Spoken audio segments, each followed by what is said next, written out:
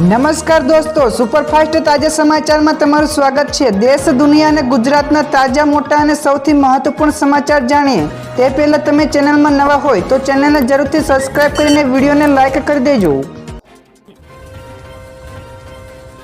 સૌથી પહેલા દોસ્તો આપણે વાત કરીએ તો રાજ્યમાં કમોસમી વરસાદ તેમજ વાવાઝોડાને લઈને અંબાલાલની મોટી આગાહી છે। જી હા દોસ્તો, છેલ્લા એક સપ્તાહથી રાજ્યના વાતાવરણમાં પલટો આવ્યો છે, ત્યારે ગુજરાતના તમામ જિલ્લાઓમાં કમોસમી વરસાદ વરસ્યો છે। તો વરસાદને લઈને હવામાન વિભાગ દ્વારા પણ આગાહી કરવામાં આવી છે।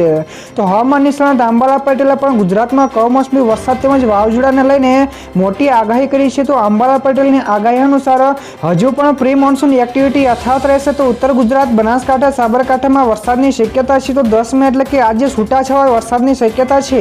તો અંબાલાલની આગાહી અનુસાર સૌરાષ્ટ્ર સહિતના ભાગોમાં ભારે વરસાદની શક્યતા છે। તો ઉત્તર તેમજ મધ્ય ગુજરાતમાં આજે એટલે કે 10 તારીખ સુધીમાં છૂટાછવાયો વરસાદ રહેશે। તો ત્યારબાદ વરસાદમાં ઘટાડો થશે। તો 11 થી 20 મે સુધી વંટોળના પ્રમાણમાં પણ વધારો થવાની શક્યતા દર્શાવી છે।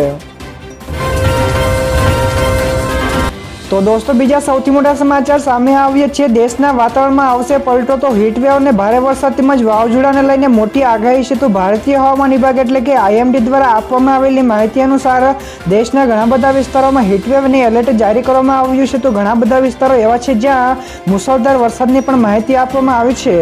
તો હવામાન વિભાગના જણાવ્યા અનુસાર આજે એટલે કે 10 તારીખે પૂર્વ ભારતમાં ગરમીનો પ્રકોપ શરૂ થવાની ધારણા છે। તો 10 થી લઈને 15 મે દરમિયાન પશ્ચિમ બંગાળ, બિહાર, ઝારખંડ, ઓડિશા તેમજ પૂર્વીય ઉત્તર પ્રદેશમાં ગરમીનું મોજું ફરી વળશે। તો આ ઉપરાંત 10 થી લઈને 13 મે દરમિયાન ઉત્તર પૂર્વ ભારતમાં જેમાં છે અરુણાચલ પ્રદેશ, આસામ, મેઘાલય, નાગાલેન્ડમાં ભારેથી અતિભારે વરસાદની સંભાવના છે। તો હવામાન વિભાગે વાવાઝોડા તેમજ વીજળી અંગે પણ ચેતવણી જારી કરી છે, જે અનુસાર 11 થી લઈને 16 મે દરમિયાન ઉત્તર પશ્ચિમ, પશ્ચિમ, મધ્ય તેમજ દક્ષિણ ભારતના ઘણા બધા ભાગોમાં વાવાઝોડા તેમજ ભારે પવન સાથે વરસાદ ચાલુ રહેશે તેવી શક્યતા દર્શાવી છે।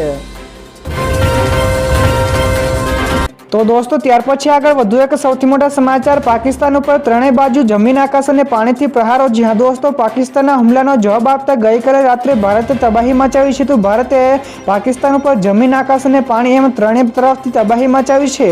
તો LSU તેમજ અનેક જગ્યા ઉપર પાકિસ્તાની સેના તરફથી થતા ફાયરિંગનો ભારતે જડબાતોડ જવાબ આપ્યો છે। તો આ સિવાય ગઈકાલે રાત્રે પાકિસ્તાનના અનેક શહેરો તેમજ ભારતે ડ્રોન વડે હુમલો કર્યો છે। તો બીજી તરફ INS વિક્રાંતે પણ દરિયામાંથી કરાચી પોર્ટ ઉપર તબાહી મચાવી હતી।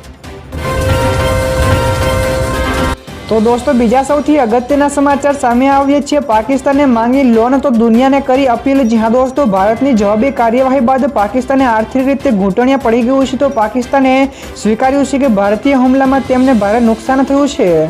તો પાકિસ્તાનના નાણાં મંત્રાલયે ભાગીદાર દેશો પાસેથી વધુ લોન માંગી છે। તો પાકિસ્તાને વિશેષમાં કહ્યું કે યુદ્ધ અને શેરબજાર ક્રેશ વચ્ચે અમે આંતરરાષ્ટ્રીય ભાગીદારીનો તણાવ ઓછો કરવામાં મદદ કરવા માટે વિનંતી કરીએ છીએ। ત્યાર પછી દોસ્તો, આગળ વધુ એક સૌથી અગત્યના સમાચાર, વોટ્સએપ, ફેસબુક અને ઈમેલનો ઉપયોગ કરો છો તો સાવધાન। જી હા દોસ્તો, ભારત અને પાકિસ્તાન વચ્ચે યુદ્ધ જેવી સ્થિતિ સર્જાઈ ગઈ છે। તો આ બધા વચ્ચે પાકિસ્તાન હવે સાયબર હુમલાઓનો પણ આશરો લઈ રહ્યું છે। તો આવી સ્થિતિમાં જો તમે વોટ્સએપ, ફેસબુક અને ઈમેલ કે ટેક્સ્ટ ઉપર જો કોઈ અજાણ્યા નંબર ઉપરથી કોઈ મેસેજ કે લિંક મળે તો તેનો ખોલશો નહીં। તો આ મેસેજ લિંક દ્વારા સાયબર ગુનેગારોને તમારા એકાઉન્ટ્સને હેક કરી શકે છે। તો કંઈ પણ ખોલતા કે ક્લિક કરતા પહેલા સતર્ક રહો અને સાવધાન રહો તેવું ભારત સરકારે જણાવ્યું છે। ત્યારબાદ દોસ્તો, ફટાફટ આગળના બીજા સમાચારની વાત કરવામાં તો ભારતે સલાલ ડેમના 3 દરવાજા ખોલ્યા। જી હા દોસ્તો, ભારત અને પાકિસ્તાનના યુદ્ધ વચ્ચે ભારતે મોટી કાર્યવાહી કરી છે। તો ભારતે ચિનાબ નદીમાં પાણી છોડ્યું છે અને ચિનાબ નદી ઉપર બનેલા રિયાસીના સલાલ ડેમના 3 દરવાજા ખોલવામાં આવ્યા છે। તો આનાથી પાકિસ્તાનમાં પૂર જેવી સ્થિતિ પણ સર્જાઈ શકે છે। તો ભારતે પહેલા તો બધા દરવાજા બંધ કરી દીધા હતા અને હવે અચાનક જ 3 દરવાજા ખોલી નાખ્યા છે, જેથી પાકિસ્તાનમાં પૂર જેવી સ્થિતિનું નિર્માણ થઈ શકે છે। તો દોસ્તો, બીજા સૌથી મહત્વપૂર્ણ સમાચાર સામે આવ્યા છે। પંજાબ, રાજસ્થાન, કાશ્મીર સહિતના ઘણા બધા રાજ્યોમાં રજાઓ જાહેર થઈ। જી હા દોસ્તો, પાકિસ્તાનની કાર્યવાહી બાદ LOCને અડીને આવેલા પંજાબ, રાજસ્થાન અને જમ્મુ કાશ્મીર તેમજ સહિતના ઘણા બધા દેશના રાજ્યોમાં શાળા તેમજ કોલેજોને બંધ રાખવાની જાહેરાત કરવામાં આવી છે। તો આગામી 3 દિવસ માટે અહીં ખાનગી, સરકારી, ગ્રાન્ટેડ શાળાઓ તેમજ કોલેજો અને યુનિવર્સિટીઓ પણ બંધ રહેશે।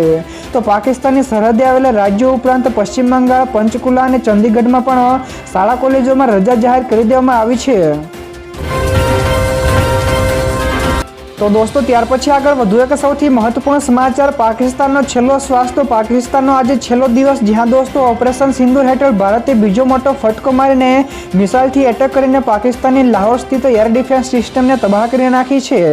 તો ઓપરેશન સિંદૂરના 9 આતંકવાદીઓ તેના ઠેકાણાઓ નાશ કરીને 100થી વધારે આતંકવાદીઓને ઠાર માર્યા બાદ પાકિસ્તાન પણ ગભરાટમાં છે. તો આ તરફ ગઈકાલે પાકિસ્તાનના દેશના અનેક સ્થળો પર નિષ્ફળ હુમલાઓના પ્રયાસ કર્યા બાદ ભારતે પણ તેનો જડબાતોડ જવાબ આપ્યો હતો.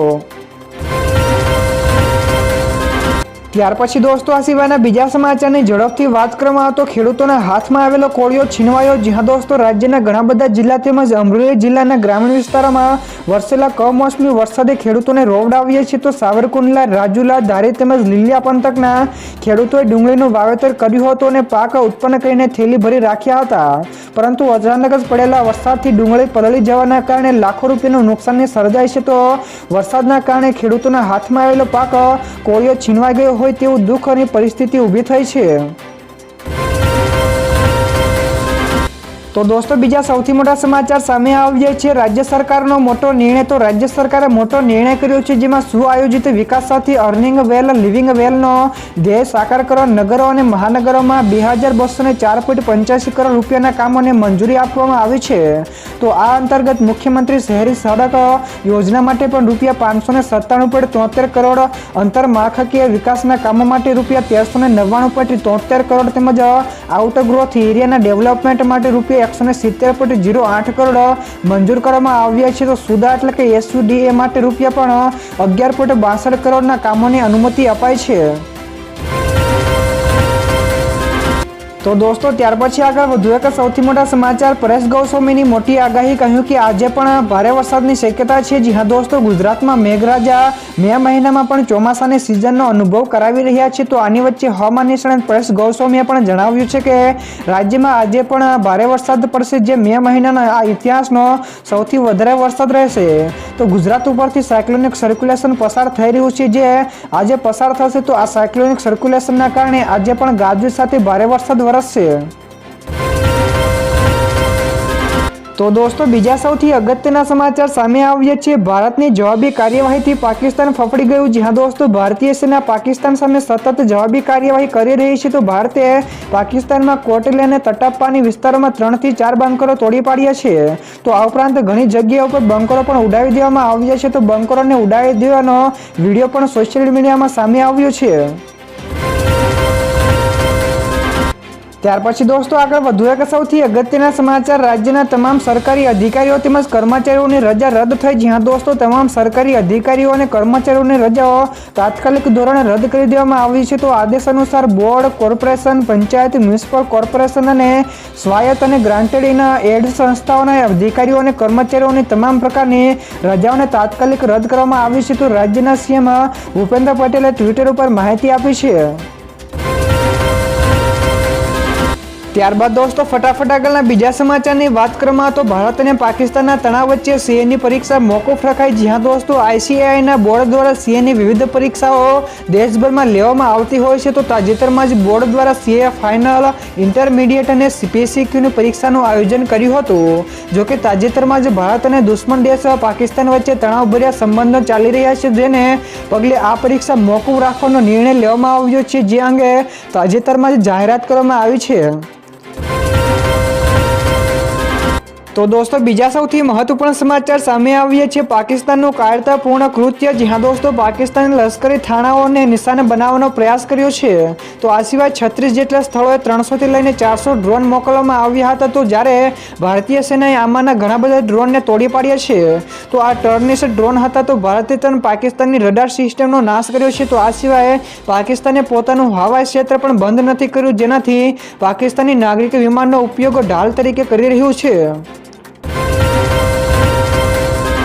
તો દોસ્તો ત્યાર પછી આગળ વધુ એક સૌથી મહત્વપૂર્ણ સમાચાર મળ્યા છે. પેટ્રોલ અને ડીઝલ અંગે ભારતીય તેલ કંપનીઓની મોટી જાહેરાત. જ્યાં દોસ્તો ભારત અને પાકિસ્તાન વચ્ચેના તણાવને લઈને ઘણી જગ્યાએ ઈંધણ જેવી જરૂરિયાત ચીજોની ખરીદી શરૂ થઈ ગઈ છે. તો આ અંગે ભારતીય તેલ કંપનીઓએ લોકોને ખાતરી આપી છે કે ભારતમાં પેટ્રોલ, ડીઝલ અને રસોઈ ગેસ LPGનો પૂરતો સ્ટોક છે. તો હાલમાં ડરવાની અને ખરીદી કરવાની કોઈ જરૂર નથી. તો ઇન્ડિયન ઓઇલ કોર્પોરેશન, ભારતીય પેટ્રોલિયમ અને હિન્દુસ્તાન પેટ્રોલિયમે અલગ અલગ નિવેદનોથી માહિતી આપી છે. ત્યાર પછી દોસ્તો આ સિવાયના બીજા સમાચારની ઝડપથી વાત કરવામાં આવે તો સંગ્રહખોરી કરી તો લેવાશે એક્શન। જ્યાં દોસ્તો દેશમાં હાલ તો તણાવભરી પરિસ્થિતિનું નિર્માણ છે, તો આવી સ્થિતિમાં કેટલાક લોકો આવશ્યક ચીજોની સંગ્રહખોરી કરતા હોય છે। જોકે ગાંધીનગર કલેક્ટરે સંગ્રહખોરી ન કરવાના આદેશો આપ્યા છે। તો આ ઉપરાંત ખોરાક અને ઈંધણની અફવાઓથી ડરીને બેફામ ખરીદી ન કરવી અને સંદિગ્ધ વ્યક્તિ કે વસ્તુ બાબતે પોલીસ કે વહીવટી તંત્રને જાણ કરવાના સૂચના પણ અપાઈ છે। તો ગેરકાયદેસર પ્રવૃત્તિ કરતા લોકો સામે પણ કડક કાર્યવાહી થશે તેવું પણ જણાવ્યું છે। તો દોસ્તો બીજા સૌથી મોટા સમાચાર 10 મે થી એટલે કે આજથી પેટ્રોલ પંપ પર યુપીઆઈ પેમેન્ટ નહીં ચાલે। જી હા દોસ્તો, વિદર્ભ પેટ્રોલિયમ ડીઝલ્સ એસોસિએશને નિર્ણય લીધો છે કે 10 મે થી એટલે કે આજથી કોઈ પણ પેટ્રોલ પંપ ઉપર યુપીઆઈ પેમેન્ટ સ્વીકારવામાં આવશે નહીં। તો બધા ગ્રાહકોએ પેટ્રોલ ખરીદવા માટે રોકડમાં ચૂકવણી કરવી પડશે। તો નેશનલ સાયબર ક્રાઇમ પોર્ટલે એક પેટ્રોલ પંપ માલિકોનું એકાઉન્ટ બ્લોક કરી દીધું છે અને આ પછી આ નિર્ણય લેવામાં આવ્યો છે। તો ગુનેગારોને પેટ્રોલ પંપ માલિકના બેંક ખાતામાં છેતરપિંડી ભર્યા વ્યવહારો પણ કર્યા હતા।